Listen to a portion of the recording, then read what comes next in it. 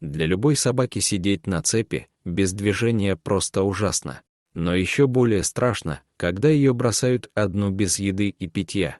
Увы, именно так и случилось с героиней нашего рассказа. Ее обнаружила одна добрая женщина совершенно случайно. Она однажды увидела пса, который был привязан большой цепью к заржавленному трейлеру. Бедная собака, увидев женщину, изнывала от голода и глядела на незнакомку несчастными глазами. И хотя некоторые прохожие и подкармливали изредка ее, проходя мимо, это был просто сухой хлеб.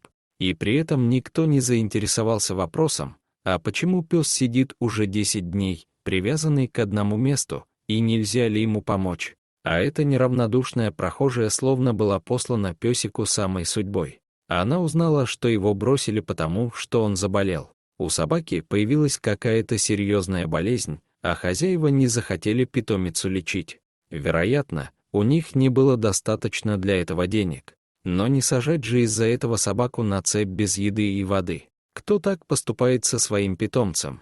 Еще женщина обратила внимание на то, что передние лапки у пса деформированы, он как-то неуверенно, не твердо стоял на них, а сами лапы расходились в разные стороны. Однако, несмотря на все это, собака была доброй и ласковой. Когда женщина ее погладила, псина была этому очень рада. Женщина связалась со спасателями, все им рассказала. К сожалению, местный приют был уже переполнен одинокими и брошенными собаками. Но не помочь новой, да еще покалеченной собачке волонтеры никак не могли. Они стали думать, как быть, и тут женщина, учитывая эту непростую ситуацию, предложила забрать собаку к себе. Так и поступили. Для нового жильца она приготовила небольшую клетку, причем дверь в нее не закрывалась так, что собака могла в любую минуту выйти, чтобы не ощущать, что она в одиночестве, изолированная. Еще женщина часто ее гладила, давая понять, что с ней всегда рядом хорошие люди, а в мисках теперь постоянно была пища и питье. Позже пса повели на прогулку.